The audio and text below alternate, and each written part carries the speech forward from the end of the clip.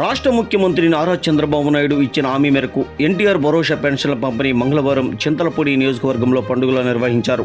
రాష్ట్ర ప్రభుత్వం పెంచిన ఎన్టీఆర్ భరోసా పెన్షన్ పంపిణీలో భాగంగా జంగారెడ్డిగూడెం మండలంలోని దేవులపల్లి, లక్కవరం, జంగారెడ్డిగూడెం పట్టణంలో చింతలపూడి ఎమ్మెల్యే పర్యటించి ఇంటింటికి వెళ్లి లబ్ధిదారులకు పెన్షన్లు అందజేశారు.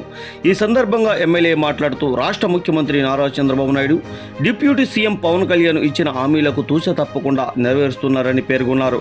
1వ తేదీ తెల్లవారి 6 గంటలకే పెంచిన పెన్షన్ ఇంటి వద్దే అందుతున్న అవ్వాతాతల మొహంలో చిరునవ్వులే మా కూటమి ప్రభుత్వానికి దీవెనలన్నారు. పెన్షన్లు అందుకున్న ఒంటరి మహిళలు, దివ్యాంగులు చెబుతున్న కృతజ్ఞతలై కూటమి ప్రభుత్వానికి ఆశీస్సులని తెలిపారు. ఒకసారి గుర్తుపెట్టుకోవాలి, మొట్టమొదటిసారిగా మన ప్రియతమ నాయకుడు నందమూరి తారక రామారావు గారు 30 రూపాయలతో ప్రారంభించారు 85, 86లో. నేను వస్తానే దాన్ని 75 రూపాయలు చేశాను 96, 97లో. మళ్ళీ 2014 వస్తే అది 200 ఉండేది. 200 నుంచి 2000 రూపాయలు చేసిన ఘనత తెలుగుదేశం పార్టీది 5 సంవత్సరాల్లో. మళ్ళా వచ్చిన ప్రభుత్వం 250, మళ్ళా అప్పుడప్పుడు ఒక 250, కడాన ఇంటికి పోయేటప్పుడు 3000 రూపాయలు చేసి ఇంటికి పోయారు.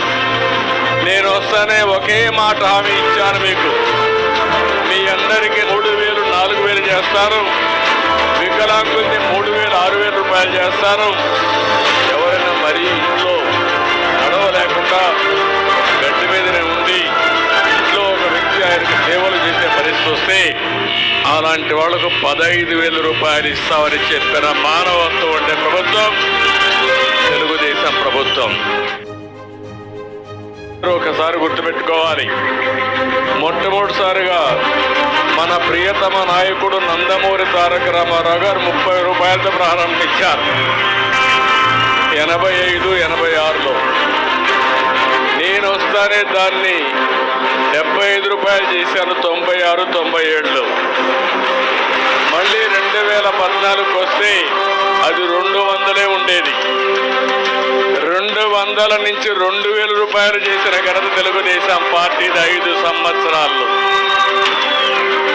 మళ్ళా వచ్చిన ప్రభుత్వం 250, మళ్ళా అప్పుడప్పుడు ఒక 250, కడాన ఇంటికి పోయేటప్పుడు 3000 రూపాయలు చేసి ఇంటికి పోయి